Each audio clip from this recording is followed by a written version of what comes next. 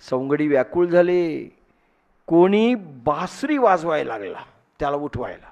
आता जाऊन तर असं उठवायला नाही, तर बासरी घेतली वाजवायला लागले. पुई म्हणजे तो त्या आवाजाने उठावा. कोणी आवाज करायला लागले, जोरजोरात ओरडायला लागले, हे काय करतोस तू, आणि असे वर पाहायचे की उठतो का तो.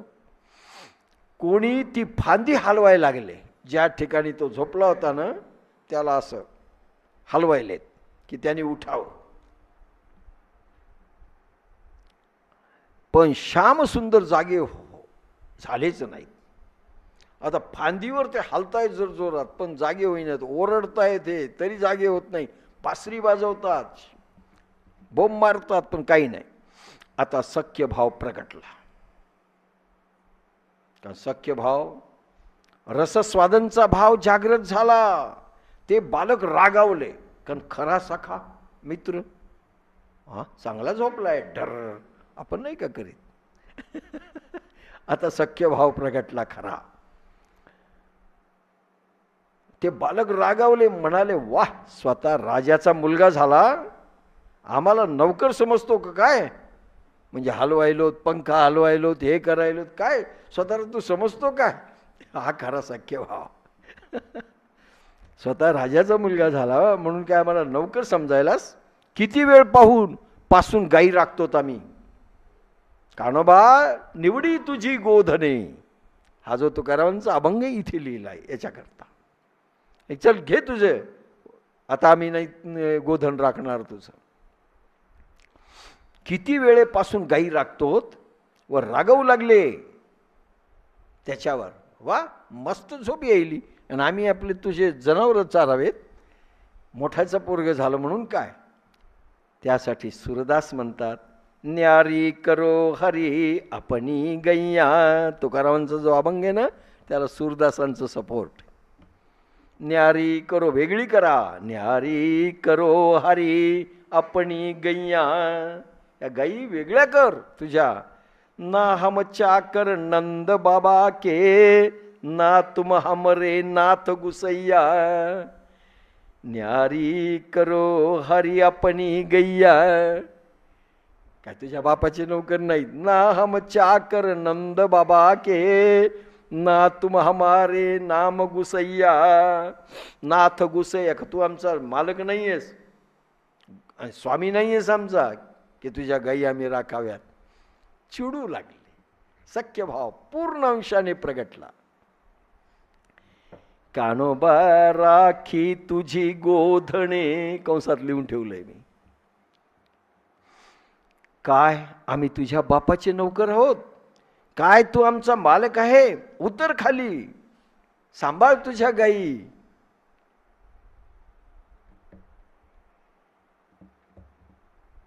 श्यामसुंदर खाली उतरले. आता आरडा ओरडा धिंगाणा, त्याला शिव्या. बिचारा खाली उतरले व हात जोडून म्हणाले, भैया झोप फार गाढ लागली होती रे. आता याला झोप लागली होती, फार गाढ झोपलो होतो, काय करू क्षमा मागितली, सॉरी.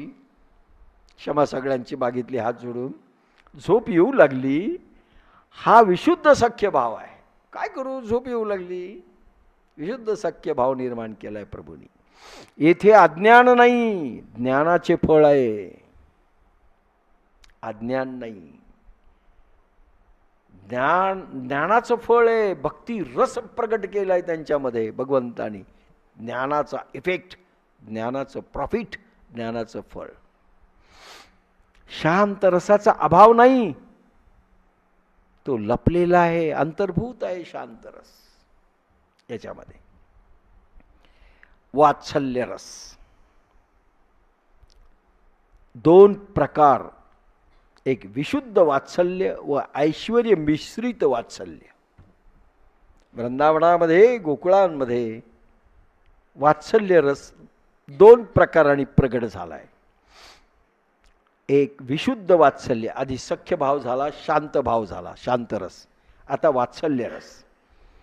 ऐश्वर्य मिश्रित वात्सल्य आणि विशुद्ध वात्सल्य असे दोन भाव. भगवान कंसाच्या कारागृहात प्रगट होतात ऐश्वर्यमयी शंख चक्र गदा स्वरूपात. कंस कोण आहे हो? मामा आहे. मामाचा भाच्याप्रती काय असतं? वात्सल्य भाव असतो का सख्य भाव असतो? सख्य भाव नाही. मग कोणता भाव असू शकतो? लहान मुलगा आहे, वात्सल्य भाव. पण तिथे कंसाकडे कसे प्रगट होतात?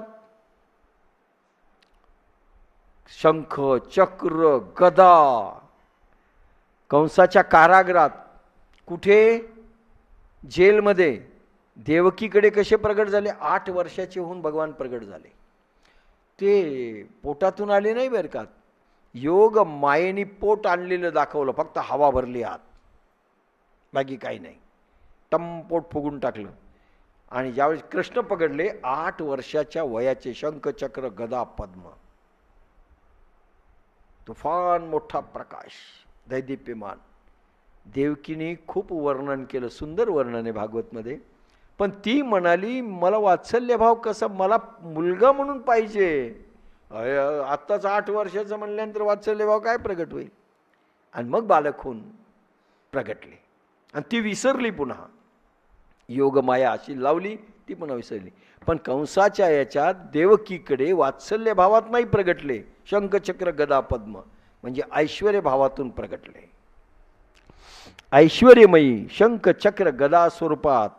रत्नहार मुकुट, रत्नहार होते ते वरचे देवलोकीचे रत्न होते, आपले नाही, कडे. ऐश्वर्यमयी स्वरूपात प्रगटले.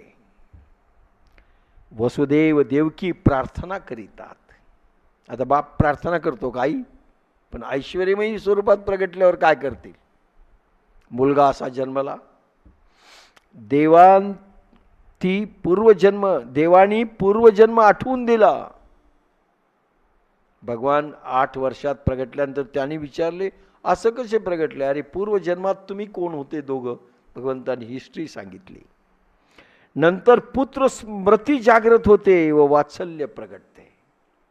नंतर ते पुत्र होऊन पडतात त्यांच्या विनंतीवरून, आणि वात्सल्य भाव नंतर जागृत होतो. भगवान बाळरूप घेतात, वसुदेवाच्या बेड्या तोडतात, सुटून जातात, निघून जातात. ऐश्वर्य भाव नाही आहे. म्हणजे यशोदाला देवकीला पहिल्यांदाच माहीत झालं का ऐश्वर्यवान आहे आपला पुत्र. बहुतेक ईश्वर आहे, कारण बेड्या खटकन गळाल्या. म्हणजे यांच्याशी वागताना ऐश्वर्य वात्सल्य रस आहे, ऐश्वर्य प्रधान. बेड्या सुटतात, कारागृहाचे दरवाजे उघडले जातात. खाट खाट झोपले होते का? कळत नाही वसुदेवाला. सर्वांना गाढ झोप लावतात. ऐश्वर्य भाव आहे. यमुना दुभंगते, इतका पूर इथपर्यंत येतो. यमुना कशी होते माहिती आहे? यमुनेला खूप पाऊस पडत होता. परत पावसात एका डालीमध्ये घेतलंय, डाल देखील प्रगटली असेल हो, टोपलं, आणि त्याच्यामध्ये हे, आणि वरून पाऊस पडतो. आता हा बाळ भिजल्यावर निमोनिया होईल की नाही? बरं वाचेल तरी का तिथपर्यंत जायला? डबल निमोनिया होऊ शकतो. पण शेषनाग छाया करतात वरून, शेषनाग छाया करतात बाळावर. आणि जात असताना यमुनेला पूर आहे, पण अजून ती जोरात उसळली. इतकी उसळली की यांचे पाय असे उचलू लागले. बाळाला असं घेतलं वर डोक्यावर, आणि इथपर्यंत गळ्यावर आले. आता पोराला वाचवायचं, इथपर्यंत आलं. शेवटी कृष्णाने यमुनेला पायाने अंगठ्याने स्पर्श केला, की यमुना स्पर्श इच्छिते भगवंताचा. अंगठ्याने स्पर्श केला की थर खाली सगळं पूर उतरला आणि दुभंगली यमुना. एकदम रस्ता क्लिअर. दिसलं नाही वसुदेवाला काय झालं. म्हणजे ऐश्वर्य भाव, वात्सल्य भाव आहे त्याला वाचवायचा, पण ऐश्वर्ययुक्त वात्सल्य भाव, कारण त्यानं ईश्वरी शक्तीचं चमत्कारच दाखवला वसुदेवाला देवकीला. यमुना, गोकुळात प्रवेश वगैरे, येथे कन्या रडते, तिथं कन्येचा जन्म होणं, ऐश्वर्य नाही, दोन्हीकडे सारखंच होतं का? आणि पुन्हा सगळं गाढ झोपलेले नंदबाबाच्या घरी, आणि यशोदेचं ते बाळ घेऊन ठेवेपर्यंत कोणी उठत नाही गोकुळात. काय ढराढर बिना चर्वंतर्पणचे झोपले होते का? येथे ऐश्वर्य भाव आहे, पण माधुर्य बरोबर आहे. ऐश्वर्य दाखवलंय पण मधुरता आहे त्या ऐश्वर्यामध्ये. यमुना चुंबन घेते कशाचं? त्या अंगठ्याचं. गदी मांडुळकरांनी फार सुंदर वर्णन केलंय की यमुना अशीच यमभगिनी दिसे परी, इतकी यमभगिनीसारखी लाटा फेकते, आणि नंतर कृष्णाचं घेऊन एक तृप्त चुंबना, नंतर जायती सरासरी. आणि भांग जणू की रमणी माथा, याने भांग बाईचा जसा एक दोन विभक्त करतं तसं भांग म्हणून ती विभक्त झाली, अशी यमुना झाली. हा सगळा ऐश्वर्य भाव आहे. कारण पण माधुर्य बरोबर आहे, मधुरता आहे, गोड आहे. म्हणजे ऐश्वर्य भावाबरोबर माधुर्य भाव आहे. वात्सल्य रसात ऐश्वर्य भाव प्लस माधुर्य भावाचं मिक्सचर आहे या ठिकाणी. ह्या लोकांना दिसलं. गोकुळात नंद यशोदेसमोर माधुर्य भाव ऐश्वर्याला दाबतो. पहा, आता फक्त मी तात्विक भाषेत सगळं बोलतोय, फार वर्णन करायला आपल्याला हे नाही, कारण तुम्ही उच्चतम श्रोते आहात. गोकुळात नंद यशोदे समोर माधुर्य भाव ऐश्वर्याला दाबतो. हां, मथुरेत जे दाखवलं गोकुळात येईपर्यंत ऐश्वर्य भाव माधुर्याला दाबतो, आणि इथे माधुर्य भाव ऐश्वर्याला दाबतो. गोकुळामध्ये उलट आहे. गोप गोपी समवयस्क मित्र वात्सल्य भावाने पाहतात, भगवान समजू शकत नाही. ते भगवंताला मानतच नाहीत भगवान म्हणून. गोप गोपिका समवयस्क मित्र काही मोठी मंडळी वात्सल्य भावाने पाहतात, पण ऐश्वर्य नाही आहे त्याच्यात. ऐश्वर्याला दाबलंय. ऐश्वर्य रसाला दिसतंय भगवंतानी पुतना मारली, पण ते म्हणतात नाही नाही नाही, देवानी जी कान फुंकायली यशोदा आणि अशी ओवाळून टाकायली त्या बालकावरून, देवा वाचवलं. नारायणा, आता हा हसत असेल ना, पण ऐश्वर्याला दाबलंय. दिसतंय ऐश्वर्य, याला मारलं त्याला मारलं याला ते केलं, परंतु दाबलंय. नाही तर काठी उचलणे मारण्यास हात पाय दोरीने बांधले. हात पाय दोरीने बांधलं, फार खोड्या करायला का? उखळाला बांधलं भगवंताला, उखळाला बांधलं. पुत्र भावाने लालन पालन होते. आपलं जसं लहान पोरग करतं त्याला माता करते, हात पाय बांधते, उखळाला बांधते. आता उखळच नाही, माहीत नाही, पाय दोरीने बांधते, सगळं करते. आता उखळ असं ओढताना झाड दोन्ही पाडले. यशोदा, देवा वाचवलं. याला आता लक्षात घ्यावं ना, कसे झाडं पडतील. हा फार मोठा आहे. नाही, बदल्यात भगवान बाल माधुर्याने त्यांचे मन मोहून घेतात. थोडं वाटायला लागलं की हा भगवान तर नसेल, की असं हास्य प्रगटतं, चेहऱ्यावरून भाव प्रगटतात की त्यांना बाल वाटतं, बालक वाटतो, मनमोहन वाटतो, मन मोहून घेतो.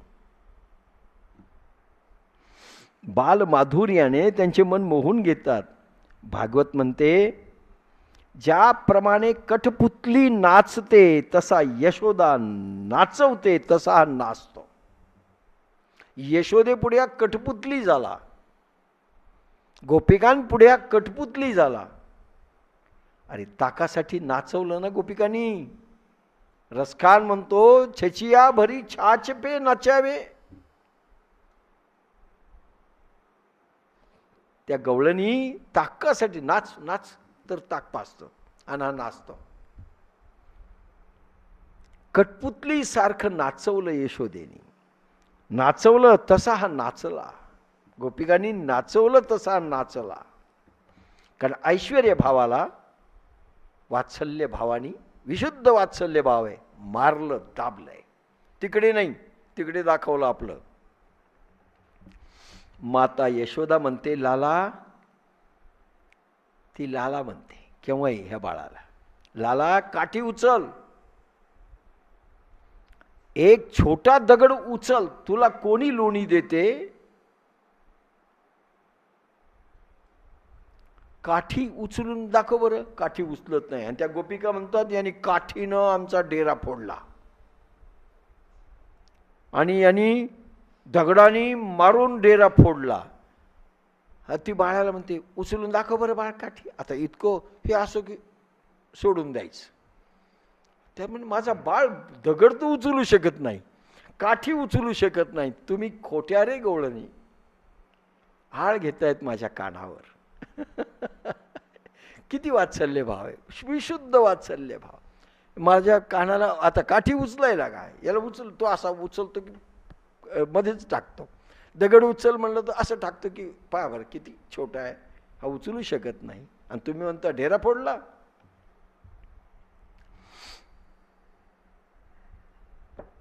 माता यशोदा म्हणते लाला काठी उचल, एक छोटा दगड उचलून दाखव, तुला लोणी देते, तू लोणी खाऊ घालते.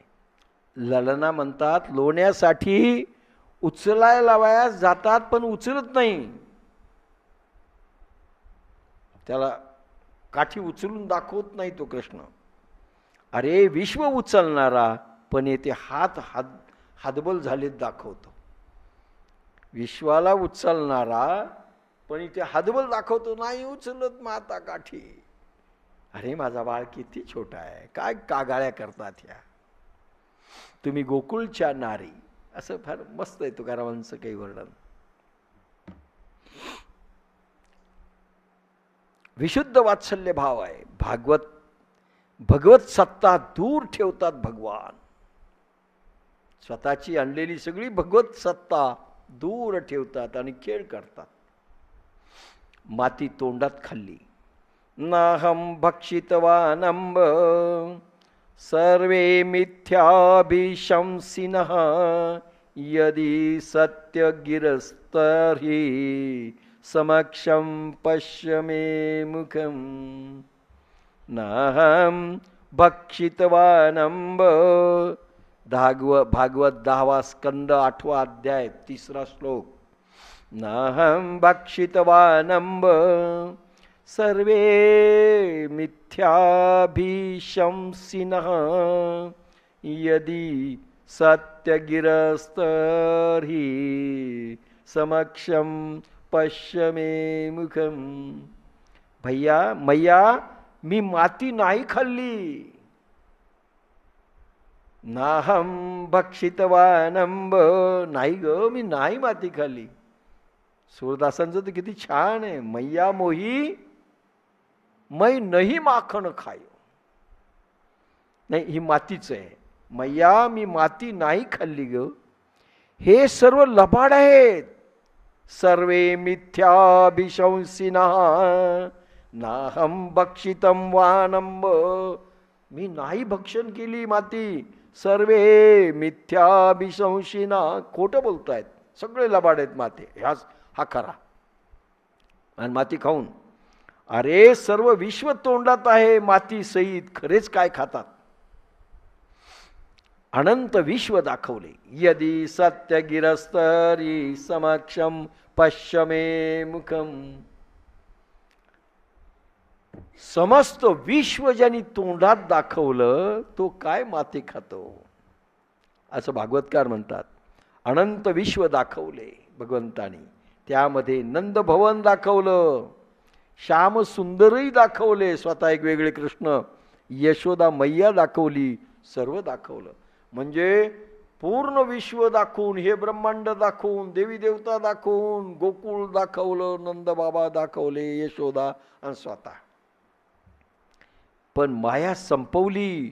पण लगेच झापडी तिला अशी लावली माया, फिरवली, हात फिरवला की ती विसरून गेली आपण काय पाहिलं.